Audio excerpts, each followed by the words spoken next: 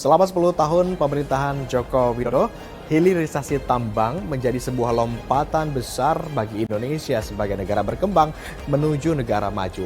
Presiden Joko Widodo begitu fokus dalam proses hilirisasi ini. Terbukti di akhir masa jabatannya, Jokowi meresmikan 2 smelter raksasa. Yang pertama, smelter Freeport Indonesia di kawasan Gresik, dan kemudian juga smelter Aman Mineral yang ada di kawasan NTB.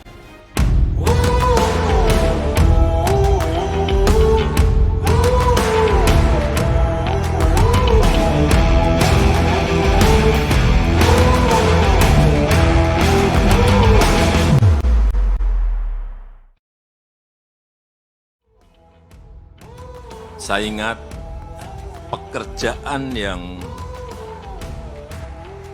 berat dan melelahkan selama saya menjabat sebagai presiden selama 10 tahun ini adalah mengajak perusahaan pertambangan untuk membangun smelter. Pekerjaan sangat berat.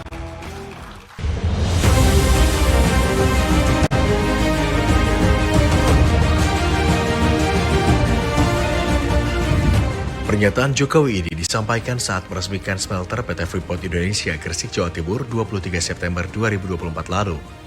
Pekerjaan berat selama 10 tahun membangun smelter akhirnya berbuah manis di akhir masa jabatan Presiden Jokowi. Pasalnya, sebulan jelang masa pemerintahan berakhir, Presiden Joko Widodo meresmikan proyek raksasa smelter. Dalam 2 hari berturut-turut, Jokowi meresmikan 2 smelter sekaligus. 23 September 2024, Jokowi meresmikan produksi smelter PT Freeport Indonesia di Gresik, Jawa Timur. Di hari yang sama, Jokowi juga meresmikan smelter tembaga dan pemurnian logam mulia PT Aman Mineral Internasional Tbk di Kabupaten Sumbawa Barat, Nusa Tenggara Barat. Kemudian pada 24 September 2024, Presiden Jokowi kembali meresmikan injeksi bauksit perdana smelter grade alumina refinery PT Borneo Alumina Indonesia di Kabupaten Mempawah, Kalimantan Barat. Tak tanggung-tanggung, total nilai investasi dari 3 proyek smelter raksasa ini ditaksir mencapai 93 triliun rupiah. Peresmian 3 smelter ini menjadi titik penting dalam lompatan progres hilirisasi selama 10 tahun pemerintahan Jokowi.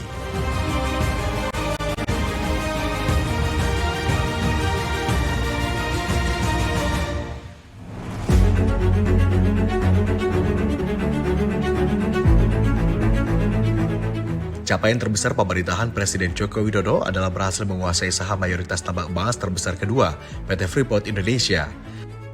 Saham PT Freeport Indonesia ini dikuasai pemerintah Indonesia sebanyak 51,2%. Kepemilikan saham pemerintahan terdiri atas 26,24% saham milik PT Mineral Industri Indonesia atau Mine ID dan 25% dimiliki PT Indonesia Papua Metal dan Mineral. Sejalan dengan hal tersebut, pemerintah juga mengebut penyelesaian pembangunan smelter PT Freeport Indonesia. Smelter dibangun di kawasan industri Java Integrated Industrial and Port Estate, berlokasi di Kecamatan Manyar, Gresik, Jawa Timur. Smelter PT Freeport ini resmi beroperasi pada Juni 2024, kemudian diresmikan Presiden Jokowi pada 23 September 2024. Proses produksi sudah berjalan bahkan di akhir 2024 ini, sehingga tahun 2025 ditarget smelter Freeport Gresik sudah menghasilkan emas. Tim Liputan BTV melihat langsung smelter Freeport ini. Presiden Direktur PT Freeport Indonesia, Tony Wenas, menjelaskan bagaimana proses produksi emas dari bahan dasar material yang dibawa langsung dari tambang Grasberg, Papua. Jadi konsentrat dari Papua itu kan masih mengandung air kira-kira sekitar 8-10%. Sekitar 8%. Dia harus dibuat, memang ada unsur airnya supaya nggak berterbangan debu. Oke, nggak berterbangan ya. Jadi diangkut ke pelabuhan kita di sini, pelabuhan yang didedicated memang buat smelter ini. Dan dari situ kemudian lewat conveyor belt, ini ada conveyor beltnya kalau dilihat. Lewat conveyor belt diangkut ke gudang. Berapa panjangnya itu Pak dari pelabuhan? 3 km. Wow, berarti bangun conveyor panjang 3 km. Ditaruh di gudang penyimpanan, nanti dari situ konsentrat itu dibawa ke steam dryer dulu untuk dikeringkan. Steam dryer. Tadi soalnya mengandung air 8% dibawa ke steam dryer menjadi sekitar sampai 0,5% air. 0,5% air. Baru dari situ dimasukkan ke furnace. Oke. Furnace itu tungku pembakaran. Pembakaran. Yang 800 derajat tadi ya Pak ya? Ini 800 untuk heating up aja. Oh, heating up Nanti aja? 1500 Bang. Pas proses itu 1500? 1500 derajat.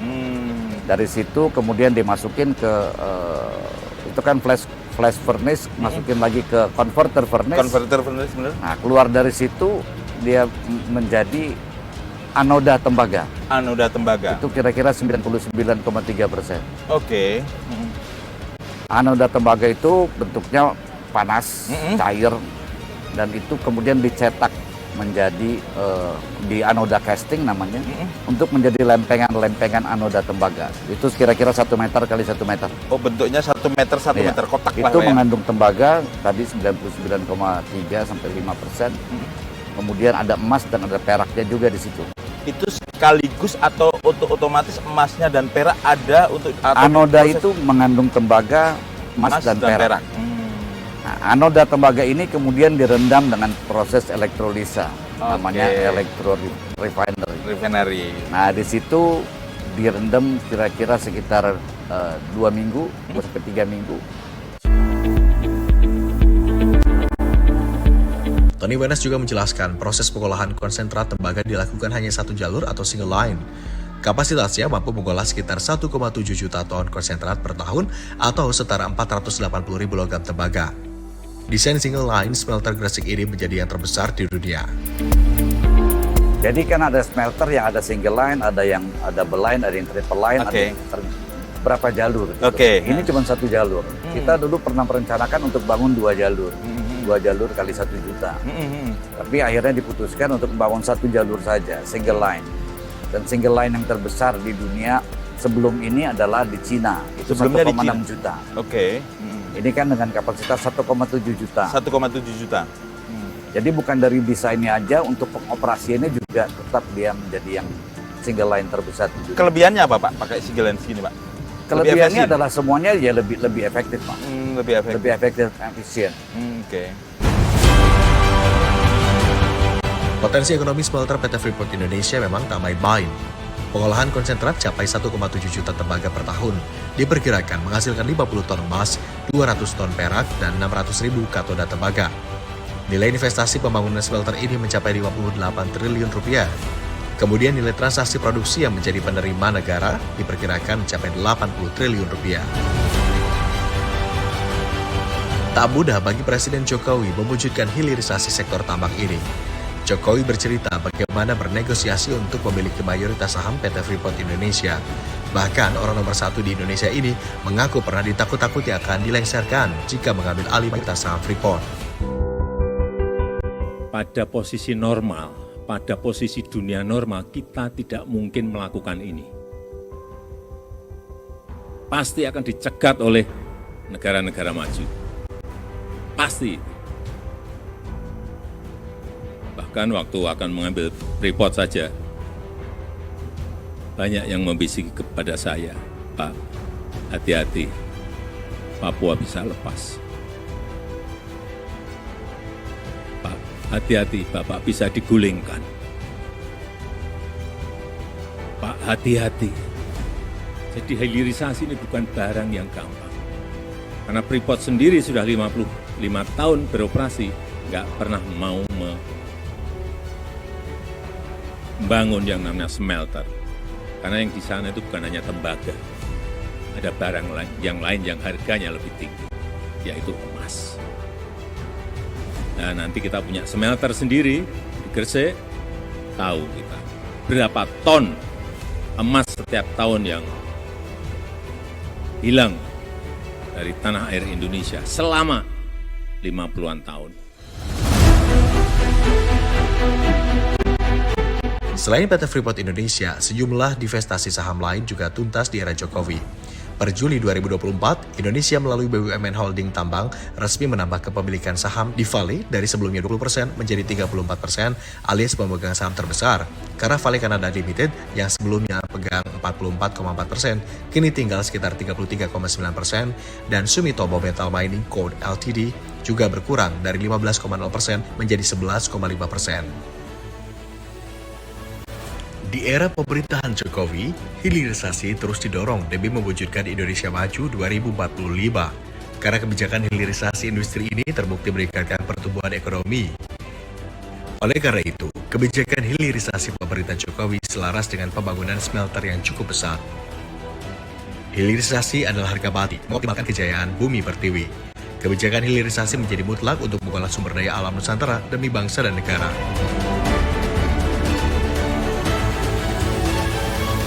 Memiliki cadangan mineral yang melimpah, Indonesia harus menjadi pemain kunci di dunia, baik di industri mineral kritis maupun industri mineral strategis global. Bagaimana tidak, di sektor industri mineral kritis utama misalnya, Indonesia memiliki beragam industri lain seperti nikel, bauksit, timah, tembaga, hingga logam tanah jarang. Kebijakan hilirisasi Jokowi bukan tanpa halangan, bahkan sejak diberlakukan, pengusaha diwajibkan membangun smelter dan melarang ekspor mineral mentah. Kebijakan ini digugat sejumlah negara ke WTO karena melarang ekspor biji nikel. Namun Presiden Jokowi tak ambil pusing demi pertumbuhan ekonomi dalam negeri. Proses hilirisasi ini sesuatu yang memang perlu kita sambut ya menurut saya pribadi. Dan banyak orang berpikir seperti itu saya kira ya, karena proses hilirisasi ini satu ide di mana ingin membawa sebanyak mungkin proses penambahan nilai itu ada di Indonesia. Nah, yang selama ini kita itu dinabubukkan ya istilahnya dengan ekspor bahan baku dan lain sebagainya dengan mudah. Nah, sekarang kita punya perspektif yang berbeda. Karena itu juga ekspor bahan baku, bahan mentah langsung itu tentu tidak banyak menimbulkan multiplier effect di Indonesia gitu ya. Jadi proses hilirisasi dari bahan baku terus kemudian menjadi bahan setengah jadi dan kemudian menjadi bahan jadi dan kemudian juga terus sampai ke penyiapan industrinya dan lain sebagainya ya, pasarnya, off-takernya dan lain sebagainya disiapkan. Saya kira suatu hal yang luar biasa ya. Ide umum dari konsep-konsep ekonomi untuk terus mencoba memperbesar proses penambahan nilai di satu ekonomi, saya kira akan sangat banyak menguntungkan ekonomi itu. Jadi saya kira proses hilirisasi ini satu proses yang sebenarnya normal dalam satu negara agar kita bisa lebih mendapatkan banyak manfaat dari penambahan nilai itu di Indonesia. Saya kira seperti itu.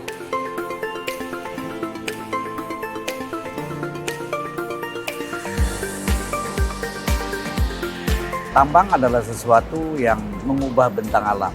Ya. Nggak ada tambang yang nggak mengubah bentang alam. Ya. Karena mengambil sesuatu dari perut bumi, diambil mineralnya. Tapi kan pengelolaannya bisa dilakukan secara environmental friendly dan secara sustainable. Ya. Termasuk kepedulian terhadap masyarakat.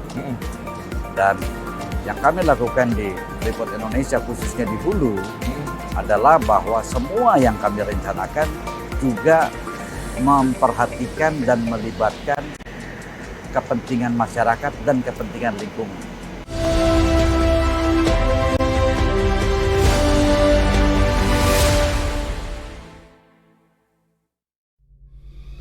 The largest investment forum in Indonesia. BNI Investor Daily Summit 2024, Accelerating Resilient Growth. Opening by President of the Republic of Indonesia, Joko Widodo. October 8th at Jakarta Convention Center.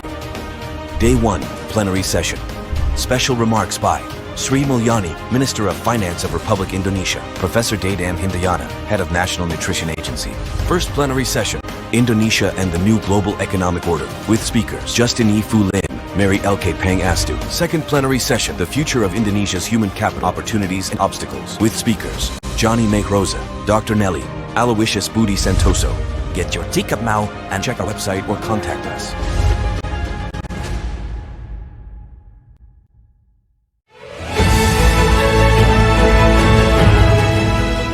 Indonesia Baru, Indonesia Maju, setiap Senin sampai Jumat jam 8 malam.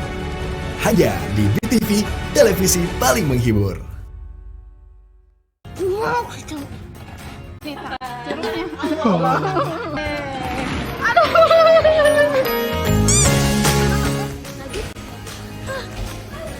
Bilang lu Syusun.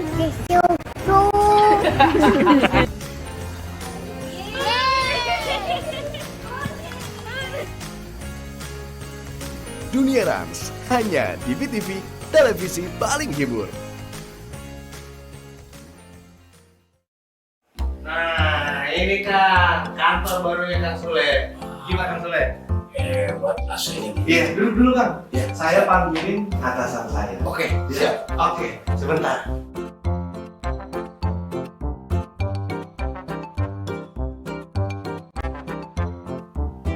Wah, Kang Sule. Wendy, waduh salah deh. Ini saya nih. Iya, Sule. Wah, Kang Sule balik lagi ke TV. Dan sekarang Kang Sule akan jadi partner saya di acara TikTok hanya di BTV. Televisi paling menghibur. Hanya di BTV, televisi paling menghibur. Sebuah cerita memiliki sisi terbaik dan istimewa. Yuk simak ulasan kami 5 mobil super mungil yang bisa dikendarai. Cerita yang beraneka ragam dari seluruh dunia yang dikemas lewat potongan video terpilih.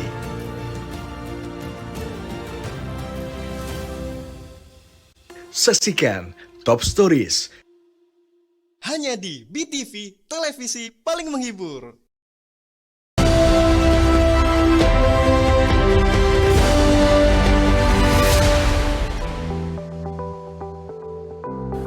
Kebijakan hilirisasi menjadi harga mati dalam mengoptimalkan kekayaan bumi pertiwi. Langkah berani Presiden Joko Widodo untuk mengakuisisi mayoritas kepemilikan raksasa perusahaan tambang di Indonesia begitu berarti. Pasalnya, pembangunan smelter tidak hanya dipercaya untuk meningkatkan nilai tambang Indonesia, tetapi juga membuka lapangan kerja baru.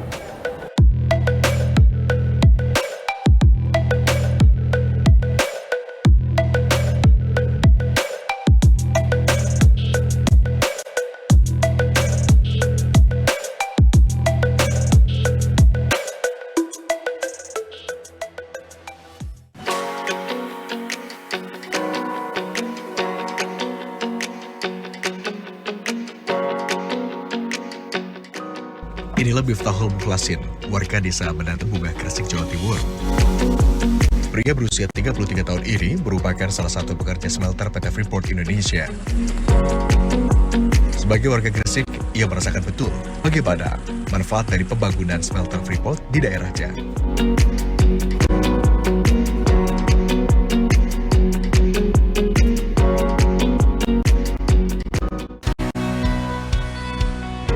Smelter Freeport juga berdampak pada pelaku UMKM, salah satunya Romah Zahri, pedagang warung kopi di sekitar smelter Gresik. Ia mengaku keberadaan smelter membuat pendapatannya meningkat hingga 30%. Karena setiap hari, para karyawan smelter Freeport selalu mengunjungi warungnya sejak pagi hingga sore hari. Kalau menurut saya, bagi saya Pak ya, untuk kedatangan dari Freeport, dari penjualan itu sedikit meningkat. Mungkin peningkatannya perkiraan dari 30% dari penjualan biasanya. Selain warung, ia juga menceritakan banyak rumah-rumah warga yang dialihfungsikan menjadi indekos maupun kontrakan sehingga memberikan keuntungan bagi warga sekitar smelter. Untuk dampak yang lainnya mungkin dari masyarakat yang lain, mungkin ada rumah yang dikontrakan. Banyak kan rata-rata karyawan Freeport itu kontrakannya di wilayah sini, Pak. Smelter Gresik yang berada di kawasan ekonomi khusus memberikan dampak langsung kepada Kabupaten Gresik, khususnya pada penyerapan tenaga kerja. Kepala Dinas Tenaga Kerja Kabupaten Gresik Zainul Arifin mengatakan, terjadi peningkatan jumlah tenaga kerja setelah adanya kawasan ekonomi khusus termasuk smelter Freeport. Untuk pekerja itu Freeport sekarang dari laporan yang ada di kami, untuk khusus mereka melaksanakan rekrutmen khusus untuk warga Gresik. Pernah melaksanakan rekrutmen untuk warga Gresik. Ada sekitar 450 orang yang sudah bekerja di sana existing di Freeport sendiri.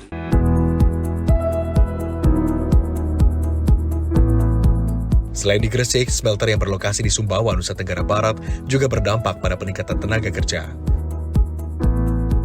Kepala Dinas Ketenagakerjaan NTB, Gede Aryadi mengatakan, smelter PT Aman Mineral Nusa Tenggara saat ini sudah tembus 37.000 pekerja. Dari sebelumnya sebanyak 9.700 orang. Bidang-bidang itu harus buat laporan, sehingga capaian kinerjanya, contohnya bidang penempatan penerusan kerja, berapa sih PMI yang ditempatkan, apa kompetensinya, nah kayak gitu. Khususnya di PDMT, kalau tahun 2022 saya ke sana, di akhir tahun itu jumlah pekerja di PDMT itu dengan seluruh subkon dan aliansinya itu baru 9.700 waktu itu. Nah di tahun 2024 ini, di awal tahun ini, jumlah pekerja di PDMT itu sudah 37.000 berdasarkan laporan dari teman-teman di Senaker Kabupaten.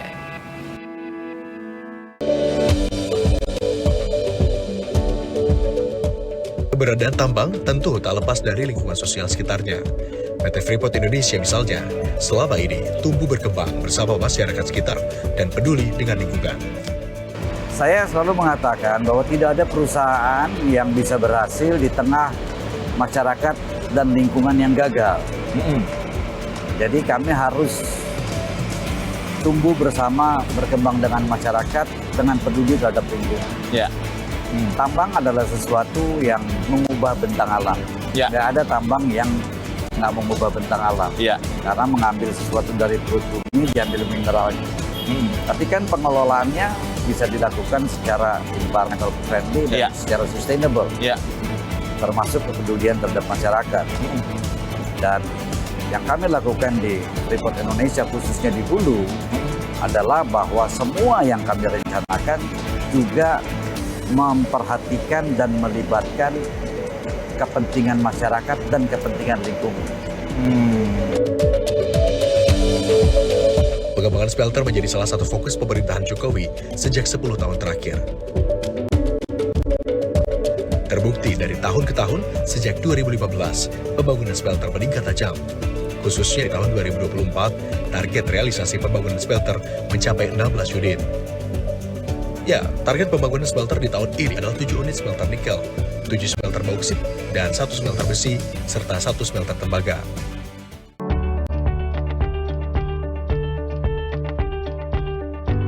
Pembangunan hilirisasi sektor tambang ini diapresiasi Perhimpunan Ahli Pertambangan Indonesia. Ketua Umum Perhapi, Rizal Kasli mengatakan, pembangunan progresif smelter ini cukup berhasil dilakukan oleh Presiden Jokowi. Selain menyerap tenaga kerja, hilirisasi juga menambah pendapatan negara. Yang pertama adalah adanya terjadi nilai tambah, peningkatan nilai tambah daripada komoditas. Yang dulu kita hanya mengekspor biji atau ore ke luar negeri yang harganya cukup rendah, sehingga sekarang dengan adanya hilirisasi ini harga jualnya akan jauh meningkat. Karena seperti nikel itu yang dulu kita ekspor nikel ore, sekarang kita ekspor adalah produk atau intermediate produk dalam bentuk misalnya ferronikel, kemudian nickel pig iron atau nickel matte. Nah, ada satu lagi tapi belum banyak, yaitu mixed hydroxide precipitate. Itu untuk keperluan pembuatan baterai kendaraan listrik. Dan kemudian bagi Indonesia sendiri dengan adanya hilirisasi ini juga akan meningkatkan pendapatan negara dan devisa negara. Ya, pendapatan negara dipastikan akan bertambah setelah adanya hilirisasi, khususnya di sektor tambang. Penerimaan negara dari Freeport saja misalnya, setelah izin usaha pertambangan khusus atau IUPK Freeport diperpanjang, potensi penerimaan negara naik pesat, yaitu 80 miliar US dollar Amerika Serikat pada 2018 hingga 2046 mendatang. Potensi besar penerimaan negara dari hilirisasi ini akan menjadi fondasi baru perekonomian Indonesia ke depan. Seharusnya bisa, dan malah yang kita harapkan adalah dengan adanya hilirisasi ini, dalam arti bahwa hilirisasi ini bukan hanya kita menghasilkan sampai di intermediate product. Kita harus turun sampai namanya hilir itu memang benar-benar dihilirkan dalam bentuk manufacturing atau industrialisasi. Nah, sehingga yang seperti yang saya jelaskan tadi bahwa dengan adanya industrialisasi yang bisa menangkap produk yang dihasilkan dari komoditas pertambangan, itu akan menjadi produk-produk yang bernilai tambah tinggi. Misalnya, saya ambil contoh misalnya seperti pesawat terbang, itu banyak menggunakan aluminium. Kemudian stainless steel itu menggunakan nikel, kemudian di konstruksi sendiri juga banyak membutuhkan besi dan nikel.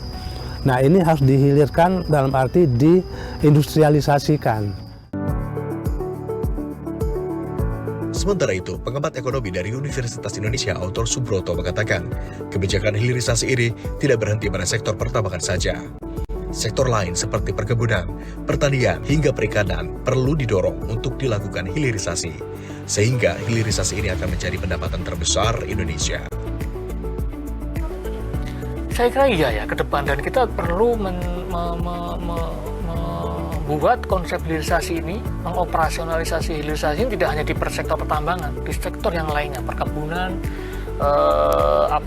termasuk pertanian, perikanan.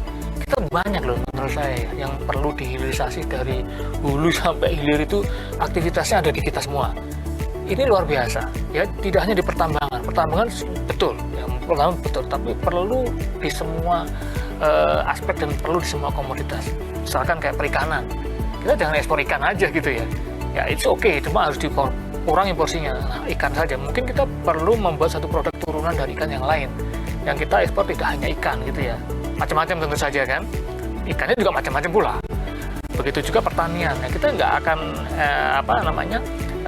ekspor buah-buahan aja gitu. Mungkin turunannya juga dan sebagainya. Kinerja positif yang dilakukan Presiden Joko Widodo selama 10 tahun terakhir menjadi lompatan besar perekonomian Indonesia ke depan. Kedepannya diharapkan kebijakan hilirisasi ini akan terus didorong untuk mewujudkan Indonesia Maju 2045. Selain pada sektor tambang, upaya hilirisasi juga terus dilakukan terhadap sektor-sektor lainnya seperti sektor perkebunan, sektor perikanan, dan berbagai sektor lainnya. Upaya ini tentu dilakukan untuk mengoptimalkan, untuk meningkatkan nilai produktivitas bahan dan komoditas yang dimiliki oleh Indonesia dan tentunya meningkatkan ketahanan ekonomi negara. Wakili seluruh kerabat kerja yang bertugas, saya Agung Hardies pamit undur diri. Terima kasih atas kebersamaan Anda di 10 tahun Jokowi. Sampai jumpa lagi di BTV, televisi paling menghibur.